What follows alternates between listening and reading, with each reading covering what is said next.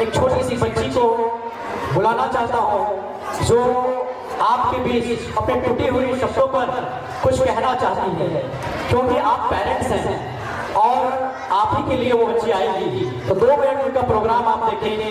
तो मैं बुलाना चाहूंगा साजिया परवीन को। एक जोरदार ताली हो जाए। मुझे ऐसा लगता है कि सिर्फ 10 या 20 लोग यहाँ पे हैं, सिर्फ 10 या 20 लोग हैं। एक बार जोरदार ताली हो जाए इस बच्चे के लिए। आपसे कुछ और नहीं मांग रहा, क्योंकि एक ताली इसके दिल में वो जज्बा पैदा करेगी कि इस चीज पर आने के लिए हमेशा तैयार रहेंगे। साजिया परवीन माइक पर।